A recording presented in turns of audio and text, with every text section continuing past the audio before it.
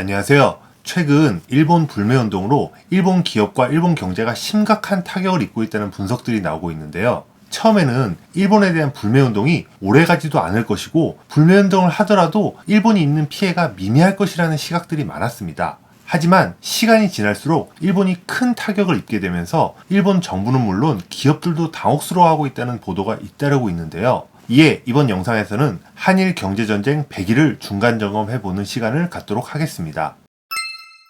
아시다시피 일본의 아베 정부는 지난 7월부터 전략물자에 대한 수출 관리를 엄격히 한다는 명분을 내세우며 반도체, 디스플레이 핵심 소재 3개 품목에 대한 수출 규제에 나섰습니다. 이에 한일 양국 간 경제전쟁이 촉발되었는데요. 당시 상당수 국내 전문가들은 일본이 독점적인 공급 지위를 갖고 있는 반도체 디스플레이 관련 소재 수출을 규제하면 국내 주력 산업이 큰 타격을 입을 것으로 예상했었습니다. 하지만 뚜껑을 열고 보니 결과는 정반대였는데요. 한국 IT 기업들이 대체 수입처를 마련하거나 소재 국산화에 성공하면서 별다른 생산 차질 없이 위기에 대처하고 있는 모습을 보이고 있기 때문입니다. 반면 일본은 일본산 자동차, 의류, 맥주 등의 판매가 급감하는 한편 한국 관광객들의 일본 여행 보이콧 여파로 한국보다 9배나 많은 피해를 입은 것으로 나타났습니다.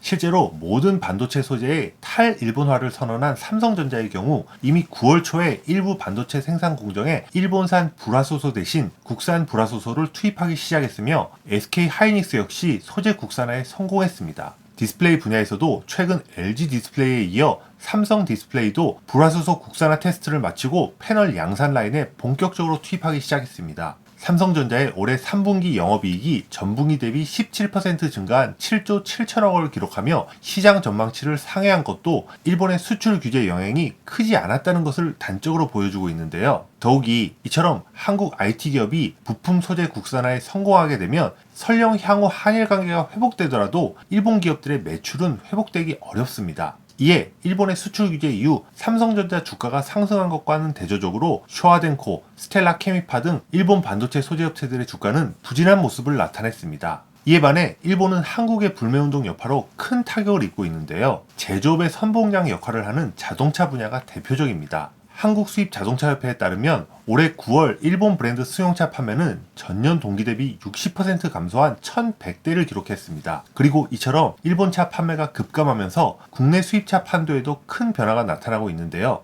올해 9월 수입차 시장 내 일본차의 점유율은 5.5%로 1년 전에 15.9%에 비해 3분의 1 수준으로 줄어들었습니다. 도요타, 혼다 등 대부분의 브랜드가 극심한 판매 부진에 시달리고 있으며 닛산의 경우 한국 시장 철수설까지 제기되었습니다. 대신 독일 등 유럽차 브랜드의 판매량이 늘어나며 일본 불매운동에 반사이익을 얻었습니다. 이와 함께 지난 10년간 국내 수입 맥주 시장에서 부동의 1위를 지켜왔던 일본 맥주도 불매운동의 직격탄을 맞고 있는데요. 올해 7월까지만 해도 가장 많이 팔린 맥주 브랜드 상위 10개에 포함되었던 아사히, 기린, 삿포로 등 일본산 맥주는 불매운동이 본격화한 8월 이후 판매 순위가 30위권 밖으로 밀려났습니다. 이처럼 일본 맥주를 찾는 소비자가 줄어들면서 재고가 쌓이자 대형마트 등에선 이들 제품에 대한 신규 발주가 사실상 중단된 상태인데요. 관세청에 따르면 지난 9월 일본 맥주 수입액은 전년 동기 대비 99.9% 감소한 6,000달러, 약 700만 원에 그쳤습니다. 한마디로 일본 맥주에 대한 수입이 중단된 셈인데요. 맥주와 같은 음료 시장은 대체재가 풍부해 한 번 1위 자리를 빼앗기면 다시 소비자의 선택을 받기 쉽지 않습니다. 이렇게 본다면 일본 맥주의 부진은 상당 기간 지속될 것으로 예상됩니다. 패션 산업도 상황은 마찬가지인데요. 일본 SPA 브랜드인 유니클로는 판매가 급감하며 고전을 면치 못하고 있고 일본 5위 패션 업체인 온워드 홀딩스는 한일 관계 악화를 이유로 최근 한국 사업 철수를 발표했습니다. 사실 일본 불매운동으로 가장 큰 타격을 입고 있는 부문은 일본의 여행 산업인데요. 지난해 일본을 찾은 한국인 관광객은 753만 명으로 일본 전체 외국인 관광객의 24%에 이를 만큼 큰 비중을 차지했습니다. 하지만 일본의 수출 규제 이후 일본 여행 보이콧 분위기가 확산되었죠. 이에 지난 8월에 일본을 찾은 한국인 관광객 수는 전년 동기 대비 48% 감소한 30만 명 수준에 그쳤습니다. 특히 일본의 지방 도시들이 직격탄을 맞고 있는데요. 왜냐하면 한국인 관광객들 가운데는 도쿄나 오사카 같은 대도시뿐 아니라 지방 공항을 이용해 일본 전역을 샅샅이 찾아다니는 사람들이 많습니다. 그런데 이런 사람들이 발길을 끊으면서 일본의 지역 경제가 휘청거릴 수밖에 없는 것이죠. 실제로 대마도의 이즈하라항이나 남부 큐슈 지역의 오이타 공항, 키타 큐슈 공항의 경우 한국인 비중이 90%가 넘습니다. 한국경제연구원에 따르면 지난 7월과 8월 두 달간 한국인 관광객이 크게 줄면서 일본 경제에 약 3,500억 원의 피해를 입혔는데요. 이는 한국이 입은 피해액의 9배에 이르는 규모입니다. 대마도의 경우 불매운동 여파로 지역 경제가 휘청거리자 일본 정부에 긴급 재정 지원을 요청하기도 했습니다. 이처럼 한국인 관광객이 급감하면서 아베 정부도 큰 타격을 입고 있는데요. 아베 정부는 2020년 도쿄올림픽까지 일본을 방문하는 외국인 관광객 수를 연간 4천만 명으로 늘리겠다는 목표를 내세워 왔는데요. 현재의 상황으로 볼 때 이 같은 목표는 사실상 달성하기 어려워졌기 때문입니다.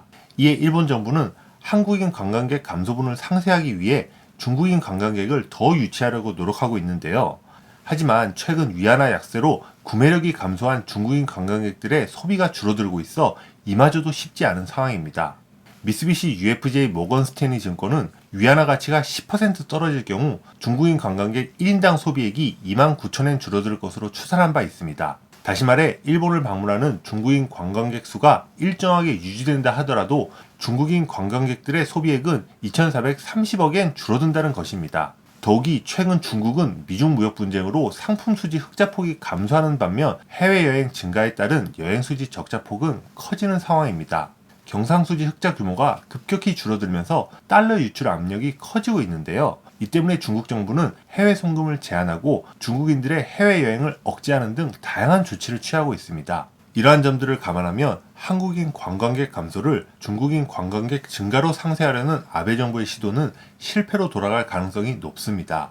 결론적으로 일본 아베 정부의 수출 규제로 한일 경제전쟁이 촉발된 지 100일 정도가 지난 지금 한국의 IT 기업들은 수입 다변화와 소재 국산화를 통해 별다른 피해를 입고 있지 않는 반면 일본은 소비재 품목과 지방경제를 중심으로 큰 타격을 입은 것으로 나타났습니다. 일본 정부가 과거의 잘못을 반성하고 미래지향적인 한일 관계를 구축하기 위한 전향적인 조치를 취하지 않는다면 앞서 살펴보았던 일본 기업들의 피해와 지방경제의 위축은 장기화할 수밖에 없을 것입니다. 그리고 이는 소비세 인상 등으로 가뜩이나 어려운 일본 경제에 큰 부담으로 작용하게 될 것입니다. 오늘 영상이 마음에 드셨다면 구독과 좋아요 꼭 눌러주세요. 감사합니다.